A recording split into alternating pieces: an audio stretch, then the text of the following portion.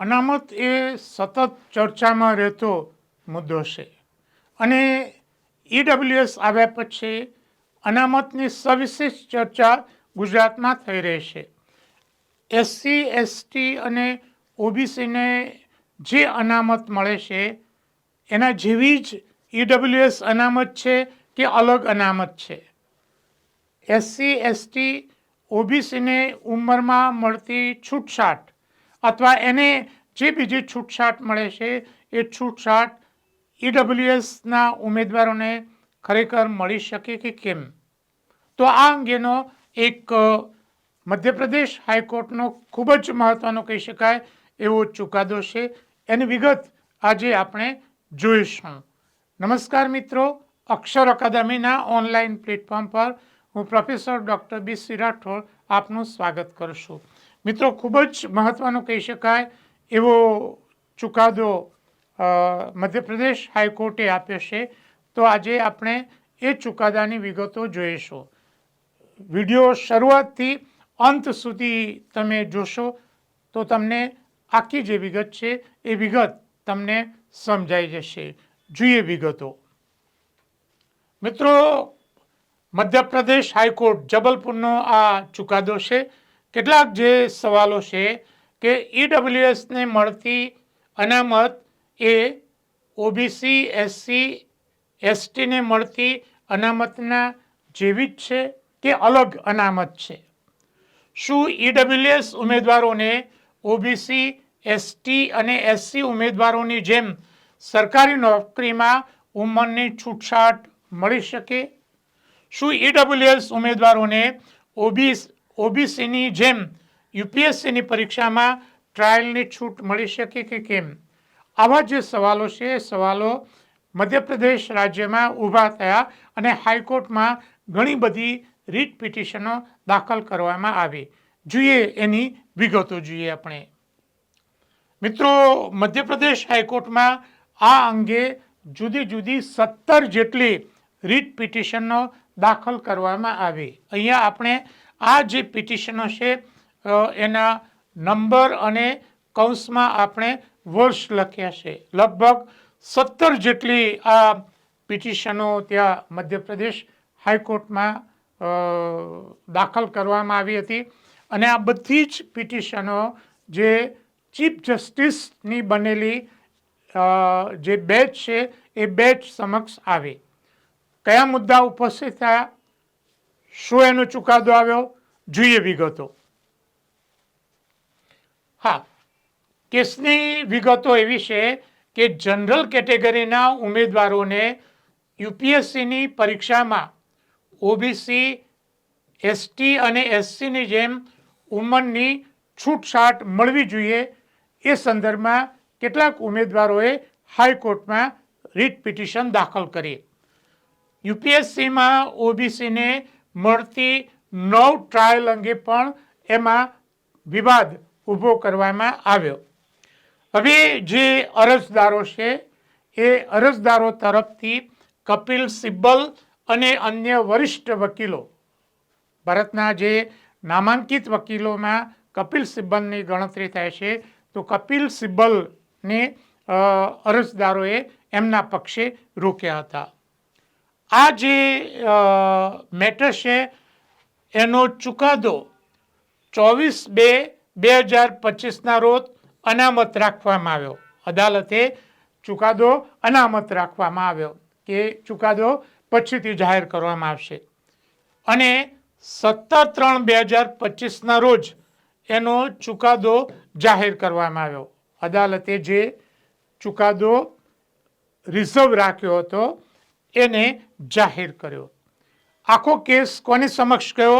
તો 2 ન્યાયમૂર્તિની બનેલી જે બેચ હતી, મહેરબાન ચીફ જસ્ટિસ સુરેશ કુમાર કૈત સાહેબ અને મહેરબાન જસ્ટિસ વિવેક જૈન સાહેબની 2 જજની જે ખંડપીઠ હતી, બેચ હતી, એમની સમક્ષ આખો કેસ આવ્યો.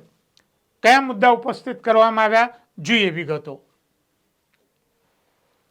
હા, જે મુદ્દા ઉપસ્થિત કરવામાં આવ્યા એમાં બંધારણીય સુધારા અધિનિયમ 103 મિત્રો તમને ખબર છે કે ઈડબ્લ્યુએસને અનામત બંધારણમાં સુધારો કરીને આપવામાં આવી, કારણ કે એનો આધાર આર્થિક હતો અને બંધારણમાં આર્થિક બેઝ ઉપર અનામતની જોગવાઈ નહોતી, એટલે બંધારણમાં ફેરફાર કરીને બંધારણીય સુધારા અધિનિયમ 103 મુજબ અનુચ્છેદ 15(6) અને 16(6) મુજબ ઈડબ્લ્યુએસને અનામત આપવામાં આવી. બંધારણમાં આ કલમો નવી લાવીને ઈડબ્લ્યુએસને 10% અનામત આપવાની જોગવાઈ કરવામાં આવી.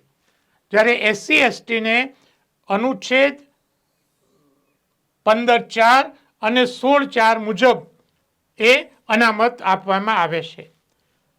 અદાલતે પોતાના ચુકાદામાં જણાવ્યું કે એસસી એસટી અને ઓબીસીને મળતી જે અનામત છે એ અનામત અને ઈડબ્લ્યુએસને મળતી અનામત બંને અનામતો અલગ અલગ પ્રકારની અનામતો છે.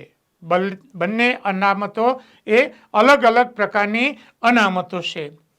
એસસી એસટી ઓબીસીને મળતી અનામતનો ઐતિહાસિક સામાજિક પછાતપણાનો આધાર છે. એસસી એસટી અને ઓબીસીને જે અનામત મળે છે એ અનામત ઐતિહાસિક એટલે કે ભૂતકાળમાં એમની સાથે જે વ્યવહાર કરવામાં અનુચિત વ્યવહાર કરવામાં આવતો હતો તેના કારણે અથવા તો સામાજિક પછાતપણાને આધારે એમને આ અનામત આપવામાં આવી છે. જ્યારે ઈડબ્લ્યુએસને મળતી અનામતનો આધાર એ માત્ર આર્થિક છે, સામાજિક પછાતપણું નથી, ઐતિહાસિક ભેદભાવ નથી. એટલે કે આ બંને અનામતો એ અલગ પ્રકારની અનામતો છે.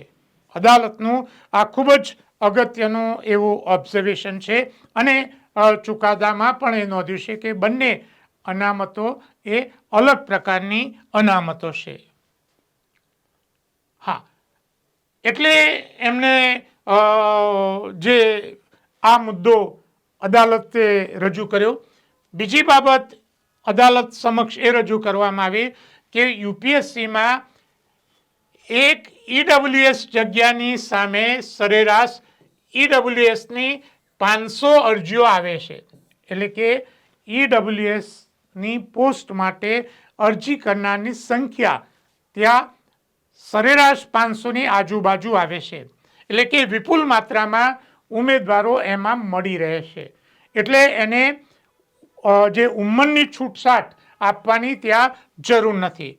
જ્યારે એસસી એસટી ઓબીસીને ઉંમર ટ્રાયલની છૂટછાટ ભરતીમાં સમાવેશ માટે છે. એટલે કે વધુમાં વધુ ને એનો સમાવેશ થઈ શકે, જે વંચિત રહ્યા છે સમાવેશ થઈ શકે એટલા માટે એમને ઉંમર વગેરેની છૂટછાટ આપવામાં આવે છે.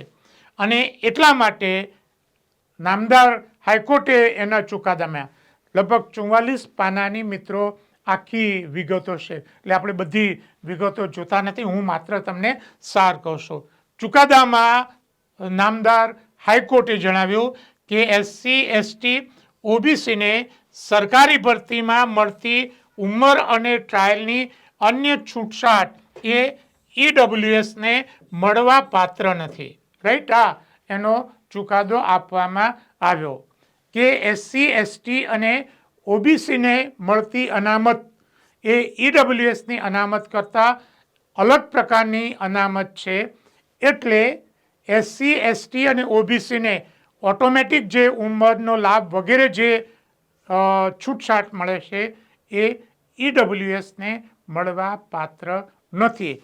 હાઈકોર્ટનો આ ચુકાદો એ ઉપલબ્ધ છે, આપ ડિટેલમાં એનો અભ્યાસ કરી શકો છો. કેટલીક જે વિગતો જાણવા જેવી હતી એટલે મેં આજે આપની સમક્ષ એ રજૂ કરી છે. મિત્રો, ગુજરાતમાં પરીક્ષામાં જે જુદા જુદા વર્ગને અન્યાય થાય છે, અન્યાયી ઇન્ટરવ્યૂ પદ્ધતિ છે, એ અંગેના મારા જે અગાઉના વિડીયો છે આપે જોયા ન હોય તો એ વિડીયો જોઈ લેવા વિનંતી છે.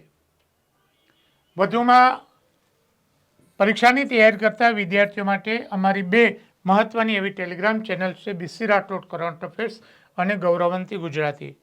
હજુ સુધી જો તમે અમારી આ ટેલિગ્રામ ચેનલમાં જોડાયા ન હોય તો અમારી બંને ટેલિગ્રામ ચેનલમાં જોડાઈ જવા વિનંતી છે.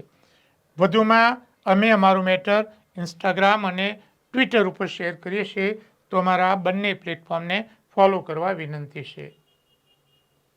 વધુમાં આજનો આ વિડીયો આપને પસંદ આવ્યો હોય તેને લાઈક કરીને શેર કરવાનું ભૂલતા નહીં.